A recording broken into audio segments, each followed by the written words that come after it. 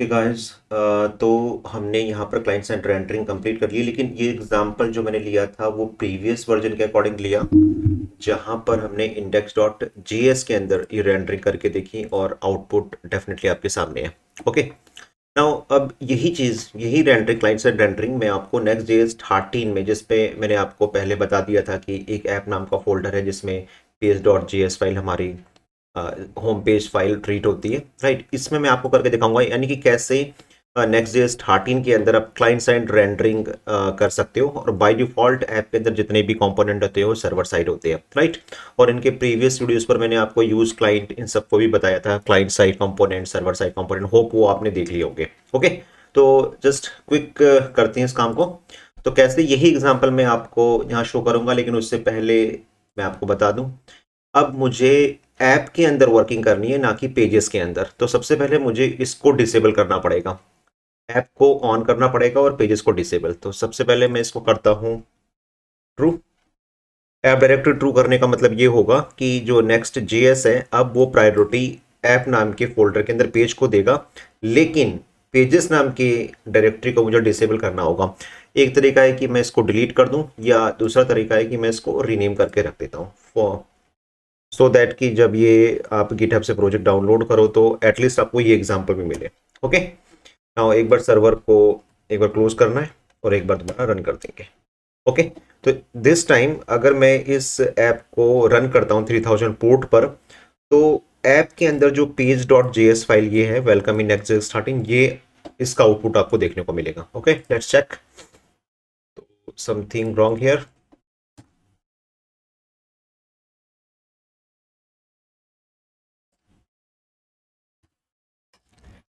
Okay, एक बार refresh कर देते हैं। Now you can see welcome in next J 13, और आप देख सकते हो कि यहाँ पर मैंने नेक्स्ट जे 13 लिखा हुआ है। ओके, तो यहाँ पे अब मैं शो करना चाहता हूँ कि जो ये वाला काम हमने यहाँ किया था नेक्स्ट डॉट जेएस के अंदर, जहाँ पे मैंने यूजर्स की लिस्ट शो करी थी, राइट। अब ये काम कैसे करना है हमें।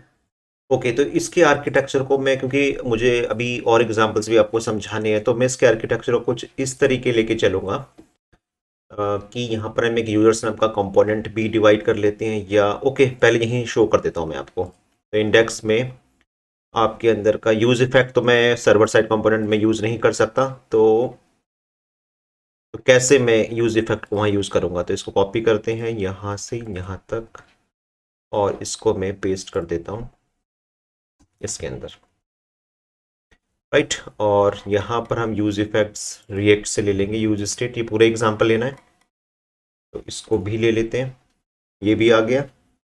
एंड देन मुझे इसको यहाँ से लेना होगा, इसको पूरा कॉपी कर लेते हैं और इसको यहाँ पर पेस्ट कर देते हैं। ओके, तो ये भी आ गया, और क्या रह जाता है, गेट यूजर्स वहाँ पर आ चुका है, डाटा के अंदर आ गया है।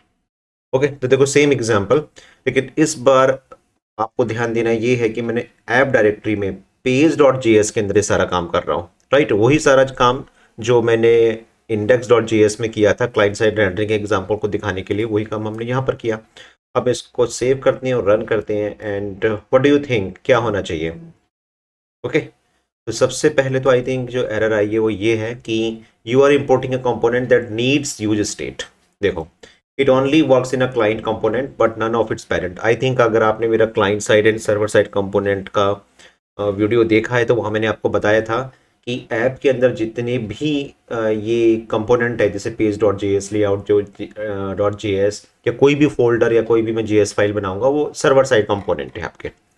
सर्वर साइड कंपोनेंट में आप यूज कर रहे हो यूज स्टेट, आप यूज करने की कोशिश कर रहे हो यूज इफेक्ट, और ये चीज अकॉर्डिंग टू डॉक्यूमेंटेशन मैंने आपको बताया था कि आप यूज नहीं कर सकते हो, right. Server and client side component में अगर मैंने इसकी एग्जांपल को जूम करके दिखा देता हूं मैं आपको एक बार, ये देखो, थोड़ा सा नीचे चला गया वो, ये देखो, कि अगर आपको ऑन क्लिक यूज करना है, ऑन चेंज यूज करना है, यूज स्टेट यूज करना है, तो ये सिर्फ क्लाइंट कंपोनेंट में यूज हो सकता है, सर्वर कंपोनेंट में नहीं हो सकता, और यही नेक्स्ट जेएस आपको बोल रहा है, राइट। तो मैं किस तरीके से यहाँ पर क्लाइंट साइड रेंडरिंग अचीव कर सकता हूँ या यूज़ कर सकता हूँ, उसको किस तरीके से करूँगा। तो उस केस में मैंने आपको बताया था कि अगर किसी भी सर्वर कंपोनेंट को आपको क्लाइंट साइड कंपोनेंट बनाना है तो आप यहाँ पर यूज़ एंड देन क्लाइंट, सिर्फ इतना लिखना है। इन दिस केस जो नेक्स्ट जेएस का सर्वर है वो इसको ट्रीट करेगा क्लाइंट साइड कंपोनेंट। ओके, तो इसको एक बार सेव कर देते हैं, कंपाइलिंग हो रहा है और अब इसको रन करते हैं। तो यू कैन सी, देखो वो वाली एरर तो चली गई, राइट। इसका मतलब उसने इसको क्लाइंट साइड तो ट्रीट किया है। मैं इसको F12 दबा के ये भी शो कर देता हूँ कि हम नेटवर्क को भी चेक करेंगे, लेकिन डाटा में कोई रिजल्ट नहीं आया। उसको चेक कर लेते हैं why this is happening. Port भी हमारा वैसे तो ऑन है 304, यहाँ कोई प्रॉब्लम है उसको चेक कर लेते हैं एक बार। ओके,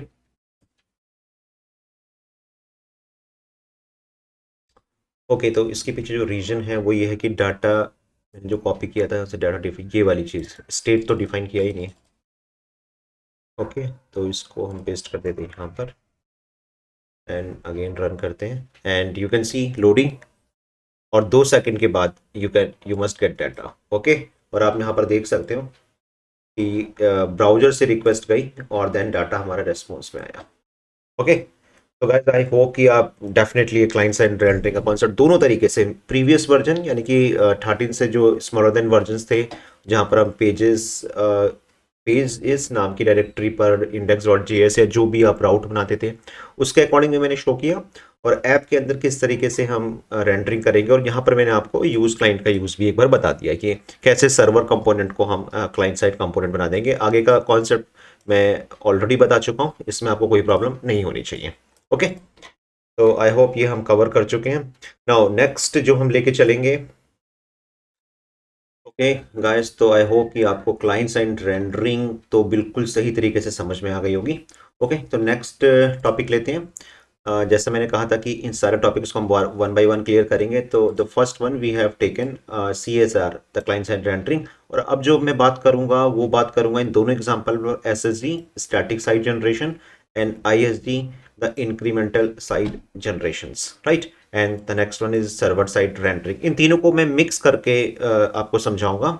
और इन तीनों को समझाने से पहले मैं पहले एक व्यू बनाना चाहता हूँ, एक पेज बनाना चाहता हूँ, कुछ एग्जांपल्स लूंगा सो दैट ये सारे कॉन्सेप्ट्स को वन बाय वन हम समझेंगे। ओके, एग्जैक्टली मुझे अब क्या करना है मैं आपको समझा दूँ कि हमारे पास ऐप के अंदर page.js में तो मैंने क्लाइंट साइड रेंडरिंग का कॉन्सेप्ट आपको बताया। तो हम क्या करेंगे, अपने कंपोनेंट अलग करेंगे, राइट। जिसमें एग्जांपल लूंगा। और इससे पहले आपको याद होगा मैंने db.json फाइल के अंदर आपको अपना JSON सर्वर कैसे रन करना है ये बताया था, जिस पर मैंने कुछ यूजर्स लिए थे, डमी यूजर्स, कुछ पोस्ट ली थी, कुछ कंपनीज ली थी। तो इन सब एग्जांपल्स को अब मैं यूज़ करने जा रहा हूँ। ओके, तो मैं कुछ आर्किटेक्चर इस तरीके से डिवाइड करूंगा अपनी स्क्रीन का, इसको थोड़ा सा इन्वेस्ट करते हैं। तो मैं इस पेज को दो पार्ट्स में डिवाइड करूंगा, राइट। एक लेफ्ट होगा और एक राइट होगा। लेफ्ट में मैं यूजर्स की लिस्ट शो करूंगा, राइट पर मैं कंपनीज की, और यूजर्स के क्लिक पर उसकी सारी की सारी पोस्ट मुझे दिखानी है। ओके, तो हम ले लेते हैं एग्जांपल्स। ऐप नाम के फोल्डर पर एक कंपोनेंट बना लेते हैं अपना। फॉर एग्जांपल मुझे एक यूजर्स की डिटेल दिखानी है, यूजर्स डिटेल्स, ठीक है। और इसके अंदर आपको पता है कि कोई भी फोल्डर बनाते हैं उसमें एक फाइल, स्पेशल फाइल कंपलसरी है, page.js। तो RACFE, और यहाँ पर मैं लिख देता हूँ यूजर्स डिटेल्स, ठीक है। एक तो ये हो गया हमारा। और इस पेज के अंदर मैं दो पार्ट्स डिवाइड करूंगा। एक तरफ तो मैं जो डाटा दिखाऊंगा ये यूजर्स का, और दूसरी तरफ मैं दिखाऊंगा कंपनीज का। मैं ऐसा क्यों कर रहा हूँ ये सब वन बाय वन आपको मैं समझाऊंगा, ठीक है। तो ये हमारा page.js फाइल आ गई है, ये नहीं, आई थिंक ये है page.js फाइल, राइट। अब यहाँ पर मुझे दो कंपोनेंट यूज़ करने हैं, मतलब मुझे यूज़ करना है कंपनी डिटेल्स, मुझे करना है यहाँ पर यूजर्स डिटेल। तो बेटर क्या होगा, मैं इस पेज के अंदर दो कंपोनेंट यूज़ करूँगा, लेकिन उनको मैं अलग अलग बनाऊंगा। इसी के अंदर मैं बना रहा हूँ users.js, RACFE, ठीक है। अच्छा, इससे पहले एक चीज़ और जो बतानी थी मुझे कि यहाँ पर मैं कुछ CSS अप्लाई करूँगा। तो टाइम वेस्ट ना हो, एक्चुअली मैंने बना के रखी हुई है और आई थिंक आपको समझने में भी कोई प्रॉब्लम नहीं आएगी। ये कुछ डीव आर्किटेक्चर मैं बना लिए थे। ठीक है, मैं इसको एज इट इज़ यहाँ पर पेस्ट कर देता हूँ। ठीक है, देखो सिंपल मैंने क्या किया है, कंट्रोल मेन के अंदर लेते हैं ना, इसके अंदर। ठीक है, और अभी इन सब को हम हटाएंगे। यहाँ पर मैंने लिया एक मेन डिव, इसके अंदर दो पार्ट्स डिवाइड करें, एक लेफ्ट, ठीक है, एक लेफ्ट हो गया और एक आपका राइट हो गया। दो पार्ट्स में मैं डिवाइड करते हुए लेके चल रहा हूँ इसे। ठीक है, तो आर्किटेक्चर बिल्कुल सेम है। एक लेफ्ट के लिए डिव है और एक राइट के लिए डिव है। ओके, और इस पर हम क्या करेंगे, इसी लेवल पर हमने कहा था कि कंपोनेंट लेवल पर हम अपनी सी एस एस हर कंपोनेंट के लिए बना सकते हैं मॉड्यूल। तो page page dot module dot C S S यहाँ लिखेंगे और इसके लिए भी सिंपल, राइट। तो आई थिंक इसमें आपको कोई प्रॉब्लम नहीं होनी चाहिए। मेन रैपर आपका ये है, इसको मैंने कर दिया justify content, display flags, align items, border, ये सब अभी खुद समझ लेना। और बॉर्डर वगैरह मैंने लेफ्ट राइट के बना दिए हैं। और इसको इंपोर्ट करना है, तो इंपोर्ट स्टाइल्स फ्रॉम कहाँ से, डॉट फॉरवर्ड स्लैश, इसको हमें यूज करना है dot forward slash page level से। ओके, तो ये भी हो गया। अब इसके लेफ्ट हैंड पर मैं ये वाले कंपोनेंट को यूज करूंगा, यूजर्स को। तो हम क्या करेंगे, यहाँ पर इसमें यू कैपिटल कर देते हैं, अदरवाइज वो मेरा ग्लोबली एक्सेस नहीं कर पाऊंगा मैं उसे। ये बात मैं पहले भी बता चुका हूँ आपको। तो जैसे मैं टाइप करूंगा, देखो ये आ गया। बस आपको क्या करना है, इसको एक्सेस करना है। ये देखो ऑटोमेटिकली यहाँ पर इंपोर्ट भी हो गया। ठीक है, एक तरफ यूजर्स है और राइट की तरफ में कंपनीज लूंगा। तो देखो मैंने किस तरीके से आकर डिवाइड किया। यूजर्स डिटेल कंपोनेंट में पेज डॉट जेएस के अंदर मैंने दो पार्ट्स डिवाइड कर दिए, एक लेफ्ट पार्ट और एक आपका राइट पार्ट, राइट। और यहाँ पर मैं शो करना चाहता हूँ सारे यूजर्स की लिस्ट, इसलिए यूजर्स के कंपोनेंट को मैंने अलग कर दिया, ये कंपोनेंट अलग है। और यहाँ पर मैं शो करूंगा यूजर्स की लिस्ट करूंगा। राइट पर मैं क्या करना चाहता हूँ, कंपनीज की डिटेल्स। तो यहाँ पर भी मैं एक COMPANIS.JS ठीक है, ये कंपनीज आ गए और इसका सी कैपिटल, और इसको यहाँ राइट की तरफ हम इंपोर्ट कर लेते हैं। राइट गाइस, प्लीज कोशिश करिए कि एंड तक मेरे वीडियोस को देखो, सो दैट कि मैं अपनी बात को समझा पाऊँ कि मैं ऐसा क्यों कर रहा हूँ। और अगर आपको वाकई में आप ये समझना चाहते हैं SSG ISG SSG, तो डेफिनेटली पूरी वीडियोस को ध्यान से देखिए। क्योंकि देखो जल्दबाजी करूंगा, जल्दबाजी में कोशिश करूंगा समझाने की कि ऐसा हो गया, तो मजे भी नहीं आ पाएंगे और ना बात को समझ पाओगे। तो दैट्स वाई मैंने कहा था कि ये जो वीडियोस हैं इन टॉपिक्स के ऊपर, CSR SSG ISG SSG बहुत इंपॉर्टेंट है अगर आप डेप्थ से इनको समझना चाहते हो तो। ठीक है, तो एग्जाम्पल्स को भी मैंने कुछ इस तरीके से मॉडिफाई किया है सो दैट मैं आपको प्रॉपरली तरीके से समझा सकूँ। ओके, तो आई थिंक ये डेवलप हो चुका है। इसको मैं आउटपुट पहले देख लिया। अभी मैंने एपीआई कॉल नहीं करी है, I will call the API, but से पहले बस एक बार ये चीज़ हो जाए। और फॉरवर्ड स्लैश आपको पता है यूजर्स डिटेल जैसे ही मैं टाइप करूंगा तो बाय डिफॉल्ट जो पेज डॉट जेएस फाइल होगी वो रन हो जाएगी। तो अलग उसमें ले लेते हैं। ठीक है, देखो मोटा मोटा तो हो गया, एक तरफ यूजर्स है एक तरफ आपकी कंपनीज है। ठीक है, जैसे मैं चाह रहा था। अभी इसमें पैडिंग वगैरह मैं सब लगा के बताऊंगा आपको। तो अब यूजर्स को थोड़ा सही करते हैं हम लोग। कंपनीज हो गया यूजर्स, और यूजर्स में यहाँ पर हम शो करेंगे। तो यूजर्स में मुझे क्या करना है, यूजर्स की डिटेल्स लानी है। ये मैं यहीं से कॉपी कर लूंगा जहां पर मैं ऑलरेडी एग्जांपल आपको समझा चुका हूँ। तो यहाँ मुझे क्या करना है, देखो यूज इफेक्ट यूज स्टेट में कुछ यूज नहीं करूंगा, मेरे को सिर्फ और सिर्फ ये डाटा चाहिए। और रिजॉल्व यहां तक का ले लेते हैं। सॉरी, ये पूरा फंक्शन चाहिए। और हाँ, उससे पहले मैं आपको बता दूं, अगर Next.js 13 में जिनको पता नहीं, एक बार रिवीजन करवा देता हूं। अगर इसका डॉक्यूमेंटेशन आप देखो तो इसमें एक टॉपिक है रेंडरिंग और एक होगा डाटा फैचिंग, ये देखो फैचिंग। तो नेक्स्ट 13 पर क्या किया है, React and Next.js 13 introduce a new way to fetch and manage data in your application. The new data fetching system works in the app directory. ये तो सब मैं आपको बता चुका हूँ। और वो क्या सिस्टम है, फैच वेब एपीआई। यानी कि आपको क्या करना है, सर्वर साइड कंपोनेंट में एसिंग अवेटिंग सर्वर साइड कंपोनेंट में यूज करने और फैच एपीआई को डायरेक्टली यूज कर लेना है। ये देखो, await fetch gate data, it means आपको कोई यूज इफेक्ट यूज नहीं करना है, राइट। और कोई यूज स्टेट यूज नहीं करना है, राइट। कोई स्टेट वगैरह आप डायरेक्टली फैच का यूज करके अपना सारा काम निकाल सकते हो। तो इसको हम ले लेते हैं यहाँ पर इसके अंदर, या एक काम करते हैं इसको बाहर ही कर लेते हैं ना। एक फंक्शन हमने बनाई दिया है एसिंक फंक्शन गेट यूजर्स, और देखो वही काम किया जो इन्होंने यहाँ पर कर रखा है। और ये भी ले लेते हैं एग्जाम्पल, ये भी मैं आपको समझा देता हूँ।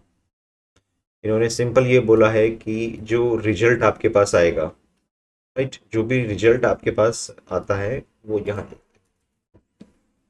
और यूजर्स अगर ओके नहीं होता है तो फेल टू फैच डाटा, ठीक है। सिंपल इसका ये मतलब है, अगर एरर भी थ्रो कर जाते हो। अदरवाइज यूजर्स का डाटा जेसन में अवेट किया, रिजल्ट पर आया और उसको 2 सेकंड का टाइम दिया और आरईएस के अंदर आया, या अभी स्टेट तो है नहीं तो ये सारी चीज़ें मैं हटा देता हूँ, यहीं से रिटर्न करवा देता हूँ, क्योंकि रिटर्न कराना कंपलसरी है। ओके, तो आई थिंक इसमें कोई प्रॉब्लम नहीं होनी चाहिए। आपका जो नेक्स्ट जीएस का सर्वर कंपोनेंट है उसमें यूज़ करने का तरीका डायरेक्टली इस तरीके से फंक्शन बनाओ, और there should be async fetch लगाओ, एंड देन ये मैंने क्यों किया था ये मैं आपको ऑलरेडी बता चुका हूँ। मुझे थोड़ा सा टाइम डिले दिखाना था इसलिए मैंने इसको बनाया, एंड देन यहाँ कॉल कर लो इसको, ठीक है। तो कॉल करने का तरीका हमारा सिंपली है, ब्रैकेट में ले लेता हूँ सारी चीज़ें।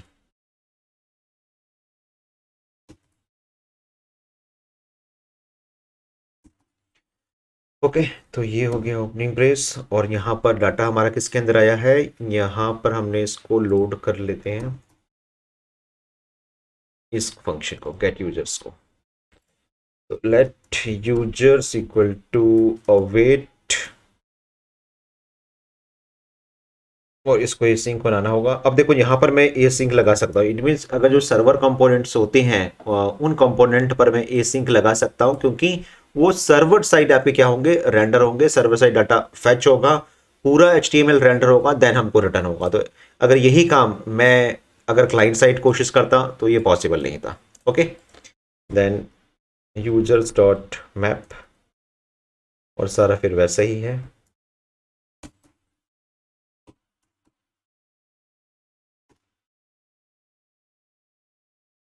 ओके, कुछ तो एरर है, इसको हटा देते हैं, ये आ गया आपके पास, ठीक है। तो सिंपल अभी मैं ले लेता हूँ कि गेट यूजर्स पर हम क्या ले रहे थे, इसको देख लेते हैं क्या प्रिंट करवा रहे थे। गेट यूजर्स गेट कंपनीज बना लिया मैंने, पेज में गेट यूजर्स में हम आइटम डॉट नेम प्रिंट करवा रहे थे सारे यूजर्स का, ठीक है। तो ये सिंपल यही लेके चलेंगे, आ गया ये है। तो एक पी टैग ले लेते हैं और उसके अंदर मैं प्रिंट करवा लेता हूँ आइटम डॉट नेम। ओके, तो आई थिंक 2 सेकंड का वेट लग गया, और यहाँ पर हाँ, अब यहाँ पर मैं आपको इंट्रोडक्शन इसका भी दे दूँ कि अब क्योंकि अब धीरे धीरे हमारा जो प्रोग्राम है वो थोड़ा सा वाइड होते हुए जा रहा है, तो इसको वापस करता हूँ, यहाँ पहले दिखाता हूँ कि पेज डॉट जेएस में देखो, यहाँ पर तो हमारा क्लाइंट साइड रेंडरिंग था, इसलिए मेरे को ये लोडिंग वगैरह खुद लगाना पड़ा, ये ध्यान में रखना, ठीक है, क्योंकि मैंने इसको क्लाइंट साइड बनाया। लेकिन जब हम सर्वर साइड कंपोनेंट की बात करते हैं, तो जो ये डिफॉल्ट जो स्पेशल फाइल्स दी गई है ऐप नाम के फोल्डर के अंदर, लेआउट पेज डॉट जेएस और हेड, मैं दोबारा रिपीट कर दूं कि हेड खत्म हो गया और उसकी जगह पर मेटा डाटा आ गया है, राइट। और हेड को ऐसे रिप्लेस कर लेंगे। और इसके अलावा यहाँ पर मैंने आपको पहले भी बता चुका हूँ कि इन्होंने एक बाई डिफॉल्ट एक कंपोनेंट दे रखा है लोडिंग, जो होता नहीं है लेकिन आप बना सकते हो with the help of same name जो मैं बना रहा हूँ, लोडिंग डॉट जेएस RACFE, ठीक है। और यहां पर आप लिख सकते हो लोडिंग डाटा। अब ध्यान देना इस बात को, एक तो मैंने रूट लेवल में बनाया, मतलब मैंने इसको बनाया है, अच्छा रूट लेवल में नहीं बनाया, मैंने यूजर्स डिटेल्स नाम के अंदर बनाया लोडिंग डॉट जीएस, यहां पर बना रखा है। तो अब क्या होगा, जब हमारा इस यूजर डिटेल्स के अंदर कोई भी कंपोनेंट लोड होगा, तो अगर उसको कुछ पर्टिकुलर सेकंड का टाइम लगेगा, तो ये loading dot JS file automatically run कर जाएगी, यानी कि ये लेआउट के साथ ऑटोमेटिकली काम करेगी। लेआउट कौन सा, ये वाला लेआउट, ठीक है। तो इसलिए मैंने इसको यहाँ पर डिजाइन कर दिया है, अभी इस पर भी बात करेंगे हम लोग। तो मैं दोबारा से पेज डॉट जीएस में आता हूँ, यहाँ पर मैंने यूजर्स नाम का कंपोनेंट लोड किया था, इस पर क्लिक करते हैं तो यहाँ पर हमने डाटा को फैच किया था, और अब इसको एक बार चेक भी कर लेते हैं। तो इसको हम चेक करते हैं, कहाँ करें, ये हमारी फाइल है, ठीक है। मैं इसको रन करता हूँ, ये देखो आपको लोडिंग डाटा। अब आप जरा ध्यान से सोचना क्या हो रहा है, जैसे ही हमारा यूजर डिटेल्स नाम का कंपोनेंट लोड हुआ, ये ये राउट लोड हुआ, तो मैंने यहां पर जानबूझकर कितने सेकंड का वेट करवाया है, अगर आप ध्यान से देखो, इसके अंदर यूजर्स के अंदर मैंने 2 सेकंड का वेट करवाया, राइट, ये बताने के लिए कि थोड़ा सा टाइम लगा कुछ पर्टिकुलर सेकंड का, लेकिन उस बीच में आपका पेज ब्लैंक नहीं होगा, next JS automatically loading dot JS को लोड कर देगा। और आपने देखा पहले वाले में मैंने क्या किया था, मैं सब कंडीशंस लगा रहा था यहाँ पर, अगर ध्यान होगा कि लेंथ इतनी होगी तो ये करे, अदरवाइज ये करे, तो ये सारी चीजें मेरी रिड्यूस हो गई, ये सारा काम अब नेक्स्ट जेएक्स 13 पर ये ऑटोमेटिकली होने वाला है। ये देखो यूजर्स, और यूजर्स के अंदर 2 सेकंड का, और ये तभी होगा जब हम किस प्रोमिस की बात करते हैं, वो पर्टिकुलर टाइम ले रहा होता है, और लोडिंग पर ये चीज़, तो ये चीज़ बहुत इंपॉर्टेंट है, अभी हम इस पर भी बात करेंगे, इन्होंने यहाँ पर रखी हुई है, that is called mutating, revalidating, streaming and suspense, right, ये सब इस सारे टॉपिक्स में हम आएंगे धीरे धीरे। तो आई थिंक इतना तो क्लियर हो गया होगा। और यहाँ पर अगर हम इसको दोबारा देख लें, आई थिंक लोडिंग हुआ हुआ हुआ, कंपनीज का आ गया, यूजर्स नहीं आ रहे हैं। ये हमने यहाँ पर यूजर्स नहीं आ रहे हैं, उसको चेक कर लेते क्यों नहीं आ, एक्चुअली में हमने रिटर्न नहीं लगवाया, रिटर्न करना जरूरी है। और अब देखें, रन कराते हैं, लोडिंग डाटा, 2 सेकंड का वेट, और ये देखो आपके पास यूजर्स आ गए। ओके, फिर मैं दोबारा लोड करके दिखा रहा हूँ आपको, और फिर मैं रिपीट कर दूं, ये पूरी तरीके से आपका सर्वर साइड कंपोनेंट है, उसके पीछे एक रीजन भी है। अगर मैं इसको F12 करता हूँ और देन मैं यहाँ पर आपको दिखा भी देता हूँ, तो अब ये डाटा लोड होगा, इसको ब्लैंक करते हैं। अब देखो, तो आपने देखा कोई एपीआई कॉल हुई है, कोई भी एपीआई कॉल नहीं हुई, इसका मतलब डाटा सर्वर में साइड लोड हुआ, वहां से आपकी एपीआई कॉल हुई, उसने यूजर्स डाटा को दिखाया, वहीं रेंडर हुआ, वहीं हाइड्रेट, और हाइड्रेट आपका यहाँ पे ब्राउजर पर हो गया। और ये देखो कोई भी आपका यहाँ पर कॉल नहीं हुआ।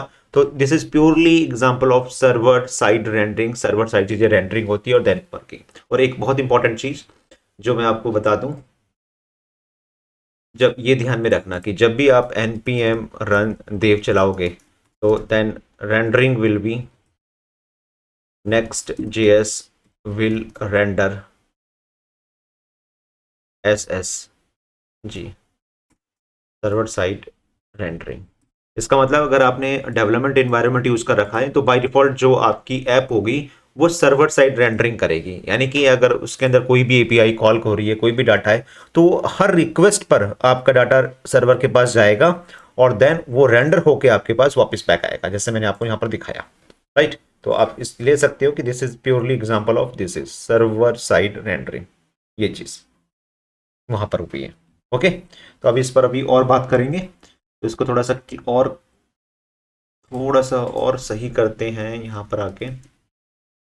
स्टाइल इक्वल टू, ये तो पता है कि इनलाइन स्टाइल से JSX के अंदर कैसे दी जाती है, जैसे मैं लगा रहा हूँ यहाँ पर, और यहाँ पर भी आप कुछ पैडिंग दे सकते हो, सब कुछ 10px, ये डबल कोट्स के अंदर रहेगा, ठीक है। I think there should be some padding, जो हो गई है।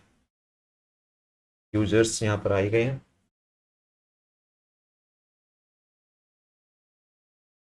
और यहाँ पर मैं कुछ चीज़ों को और प्रिंट करवा लेता हूँ। एक ब्रैकेट स्टार्ट करते हैं और ब्रैकेट क्लोज कर देते हैं, ठीक है, और यहाँ पर मैं उसका ईमेल वगैरह या कुछ डिटेल्स भी प्रिंट करवा लूँगा। पेस्ट। और आपको ये तो ये पता ही है कि रूट टैग तो कंपलसरी है, रूट देना ज़रूरी है, नहीं तो एरर ही एरर आएगी। ओके, तो ये भी हो गया, और यहाँ पर मैं उसका ईमेल प्रिंट कर लेता हूँ। यहाँ पे जाके इसका एक बॉर्डर भी लगा देते हैं, बॉर्डर 1 px सॉलिड और ग्रीन। ओके, आई होप कि मेरे को मेरा डिजायर आउटपुट मिलेगा, ये देखो। लेकिन मैं चाहता था इसके अंदर ये ईमेल है आईडी है इसकी, गैप थोड़ा ज़्यादा ही हो गया है।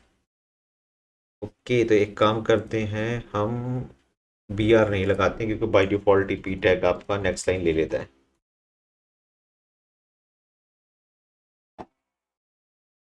ओके, तो गैप थोड़ा सा हट गया है। अब इसके चारों तरफ मैंने बॉर्डर, अच्छा ये है आपका डिव, क्योंकि वो उसके चारों तरफ आया है ना, तो मुझे तो यहाँ देना है, तो इसको डिव बना ही लेते हैं फिर एक इंटरनली, बॉर्डर और 1 px सॉलिड, और इसको रेड कर देते हैं। तो अब इसके अंदर का जो डाटा होगा वो मुझे इस तरीके से शो होगा, देख रहे हो। इसमें पैडिंग भी लगा देते हैं कुछ,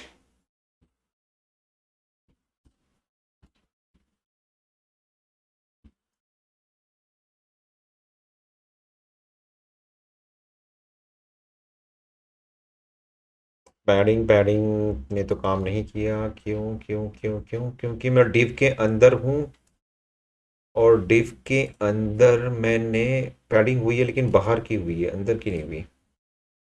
10 px ये भी दे रखा है, और यहाँ पर मैंने रेड ले लिया, ये डिव चल रहा है, डिव के अंदर आपका नेम और ये आ गया। अच्छा, पैडिंग आ रखी है, देखो हल्की हल्की ये है, थोड़ा टाइम लिया उसने, लेकिन पैडिंग आपकी आ चुकी है। ओके, और नीचे में एक बटन भी बनाऊंगा, राइट। उस बटन का मैं पर्पस भी बताऊंगा, ताकि मैं थोड़ा लिंक टैग भी आपको क्लियर कर सकूं कि what is the purpose of link tag. Okay, तो इसको ले लेते हैं, मुझे एक लिंक टैग भी चाहिए यहीं पर, एंड देन पी के अंदर ही लेंगे,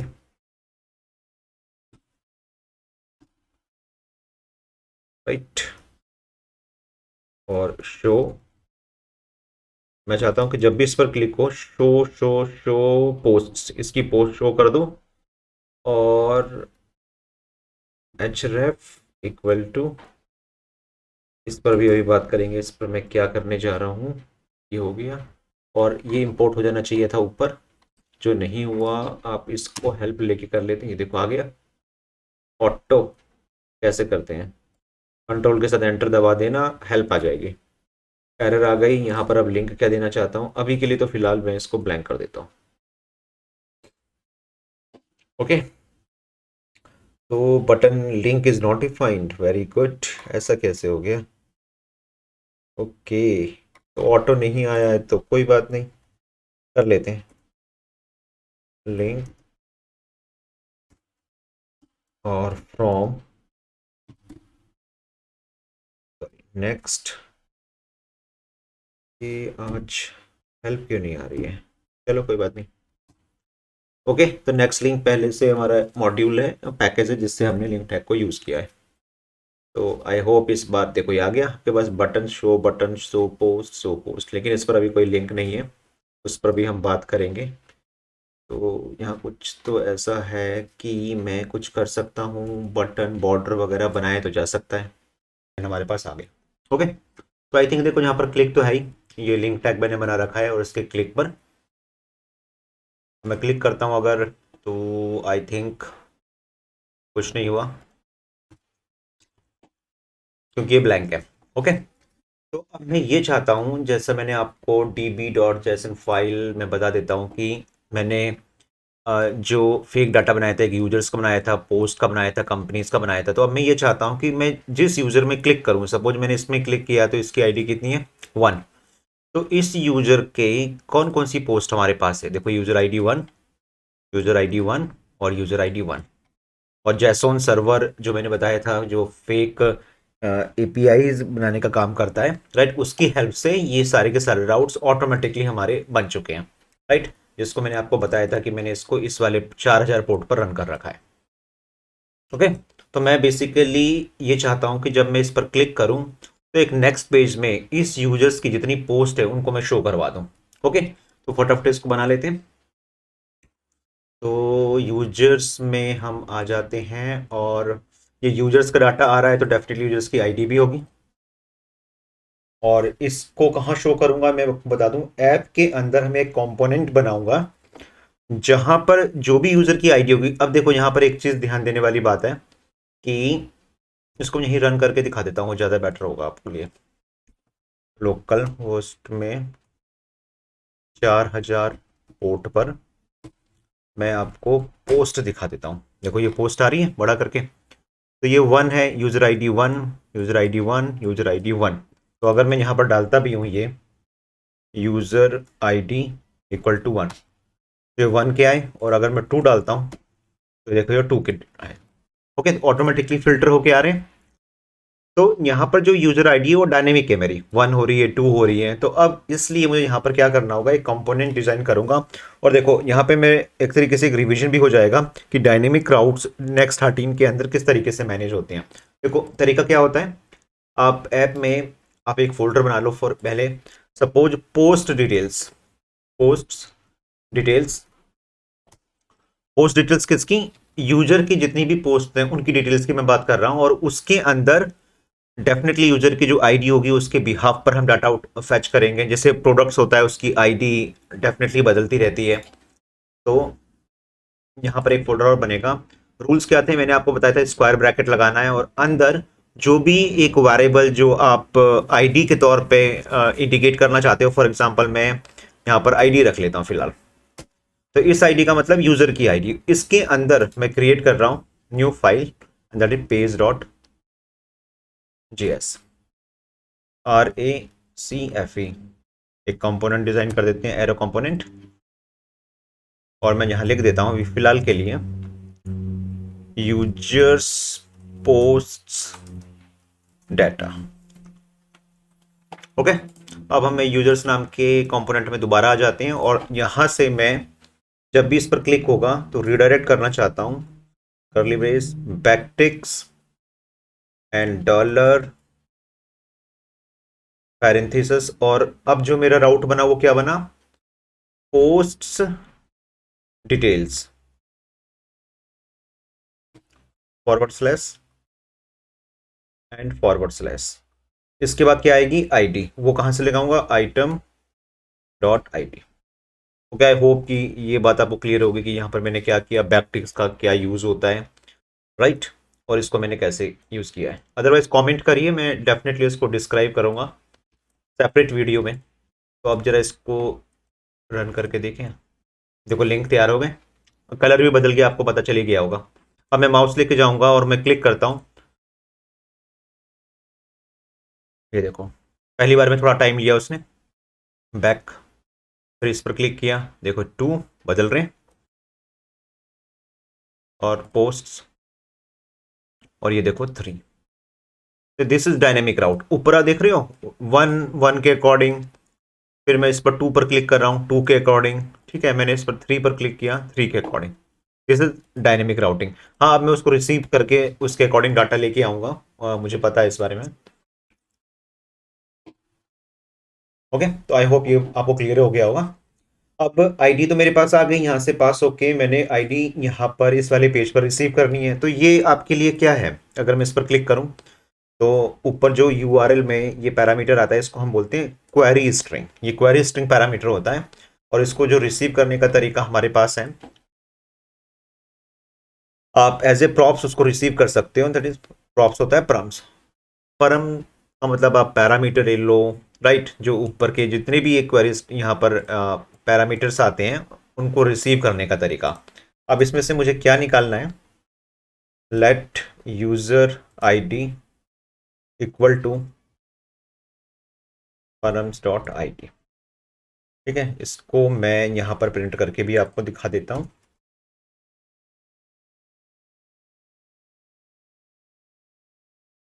यूजर आईडी, ओके, रिफ्रेश करते हैं, देखो 1। बैक जाते हैं, बैक जाते हैं, कुछ गड़बड़ हो गई। ओके, अब दिखाता हूँ मैं दोबारा से आपको। इस वाले में क्लिक करते हैं, देखो 5।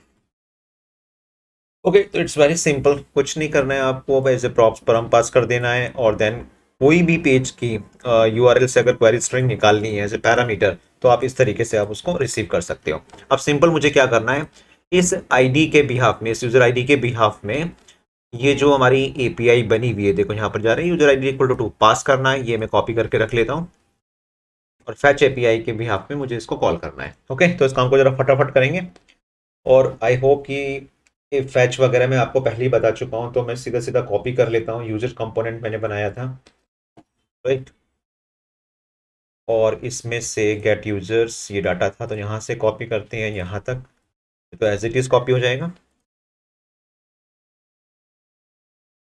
इसकी जगह पर मैं इसको पेस्ट करूँगा, लेकिन यहाँ पर अब थोड़ा सा चेंज है जो मैं आपको बता दूँ। रिसीव करने का तरीका क्या होगा, ये आपको क्लिक कर दूँ, पहले तो इस फंक्शन का नाम बदलते हैं, ये होना चाहिए गेट पोस्ट्स, ठीक है, और यहाँ पर एक डेफिनेटली कोई यूजर आईडी आएगी, जिसके बिहाफ में यहाँ पर हम डाटा को रिसीव एक्सेस करेंगे, तो बैकटिक्स, ठीक है, डॉलर, अभी तो डॉलर नहीं, पहले पेस्ट कर देते हैं जो मैंने वहाँ से यूआरएल पास किया था, और जो ये जो वाली चीज़ आएगी, ये इक्वल टू के बाद ये मुझे डायनेमिकली रिसीव होगी, तो यहाँ पर मुझे क्या करना है, यूजर आईडी। ओके, तो ये डायनेमिकली पैरामीटर जो भी यूजर आईडी आई वो यहाँ पर पास हुई, और देन इस राउट को इसने एक्सेस किया जो ये है, उसके बिहाफ में मेरे पास डाटा आएगा। तो यहाँ पर हम कुछ नाम बदल देते हैं, यूजर्स की जगह पर अब हो गया है पोस्ट्स, और देखो सारा काम वैसा का वैसे ही लेके चल रहे हैं, रिजल्ट को वैसे ही रहने दो, रिटर्न करेगा ये, और रिटर्न करके हम इसको यहाँ पर रिसीव करने वाले हैं। ओके, यहाँ कुछ तो गड़बड़ नहीं, नहीं बिल्कुल सही है, यहाँ पर हम इस फंक्शन को कॉल कर लेंगे।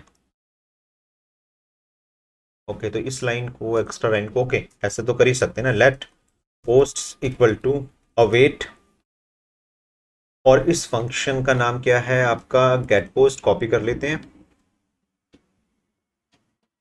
और इसको मैं नीचे ले जाता हूँ, यहाँ पे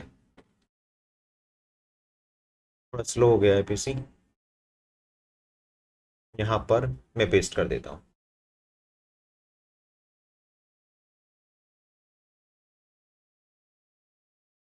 ओके, तो इसको कॉपी करते हैं और इसको पेस्ट कर देते हैं। ओके, तो यहाँ पे एक एरर आ रही है, और यहाँ पर हमने यूजर आईडी पास कर दी, एरर इसलिए आ रही है क्योंकि अवेट यूज करने के लिए फंक्शन शुड बी एसिंक, ठीक है, तो ये तो एरर चली जाएगी, और इसको मैं बंद ही कर देता हूँ क्योंकि सर्वर तो चल चुका है। ओके, अब हमें यहाँ पर इसको एक्सेस करना है और डाटा को शो करना है, ये भी हमने कर दिया, और रिटर्न पर हम यहाँ पे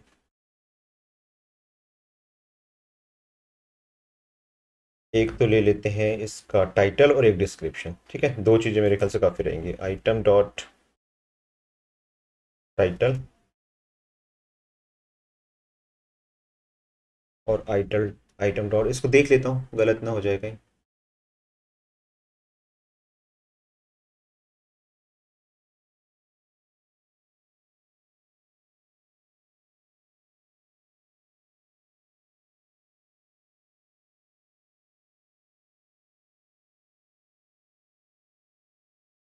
ठीक है, तो यहाँ पे मेरा सर्वर चल रहा है, एक हो गया टाइटल, एक हो गया बॉडी, दो चीज़ें हैं, तो इसको हम ले लेते हैं टाइटल, और दूसरा है हमारे पास बॉडी।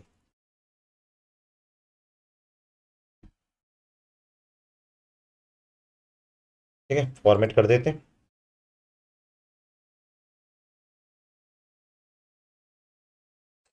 तो एक बॉडी ले ली हमने। ओके, रन करके देखते हैं, एक बार रिफ्रेश कर देता हूँ मैं, एंड सो पोस्ट में क्लिक करते हैं,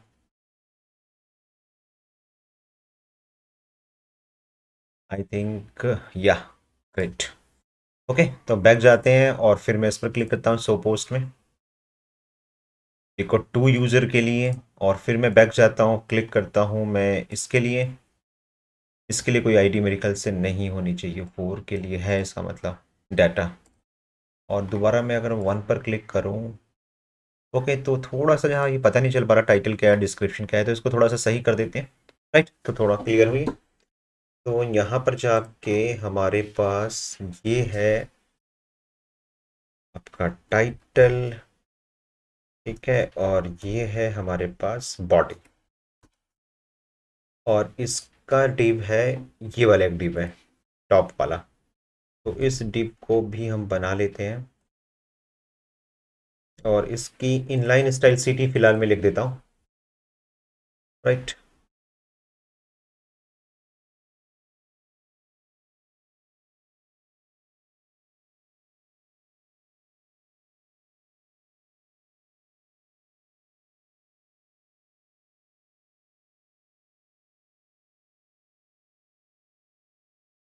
ठीक है, तो एक बॉर्डर भी दे दिया, और पैडिंग थोड़ा सा और दे देते हैं।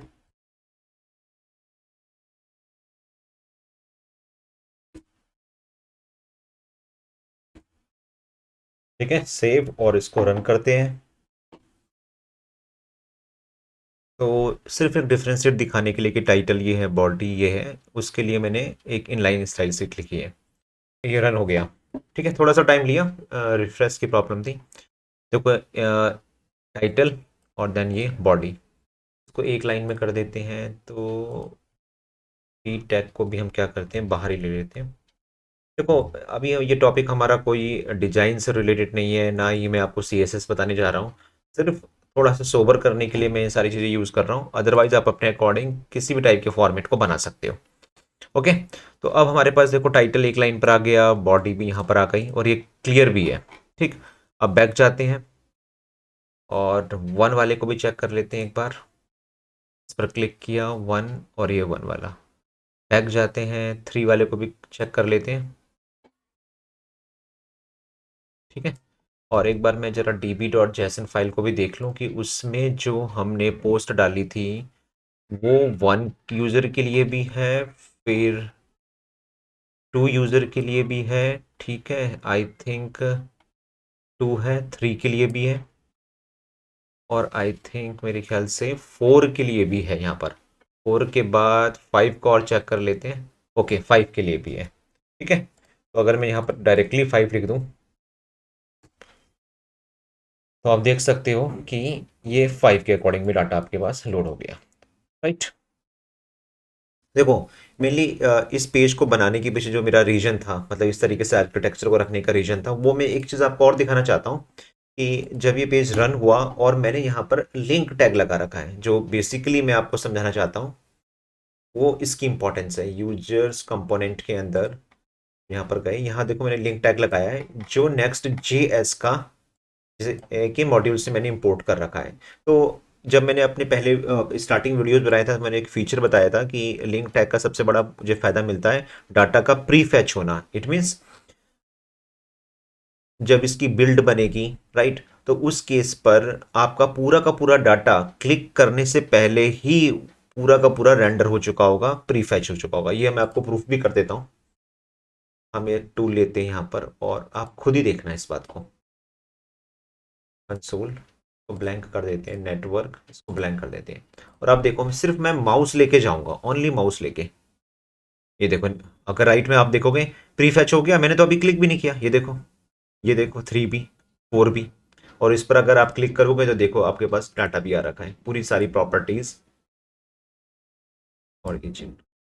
ठीक है, इसी तरीके से 3 4 2 3 में अभी डाटा नहीं आया है, वो देख लेते हैं। 1, अब देखो माउस से जा रहा हूँ क्योंकि ऑलरेडी लोड हो चुका है। ये वाला आ गया, ये वाला आ गया। अब मैं किसी पर क्लिक करता हूँ, राइट, 1 वाला डाटा। अब बैक जाते हैं, फिर मैं 1 पर क्लिक करता हूँ। अब तुम देख रहे हो दूसरी बार ये थोड़ा लोड बहुत फास्ट हो रहा है, क्यों? क्योंकि एक बार वो डाटा प्री फैच हो चुका है और वो कैश हो चुका है। उसी तरीके से 2, ये, और अब मैं बैक जाता हूँ, मैं 2 में क्लिक करता हूँ। अब देखो कितना फास्ट लोड हो रहा है।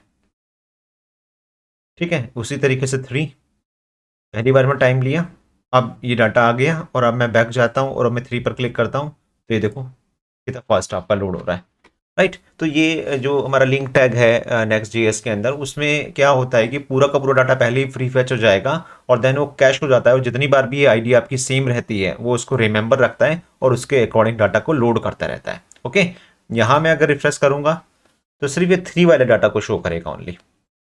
ठीक, एक बार मैं दोबारा दिखा देता हूँ। यहाँ पर गए और मैं माउस लेके गया, देखो ये भी फैच हो गया, ये भी फैच हो गया और ये भी फैच हो गया। ओके, तो this is the power of next JS. Next JS बहुत कुछ चेंज करने जा रहा है, बहुत ही ग्रेट फ्रेमवर्क है रिएक्ट के लिए।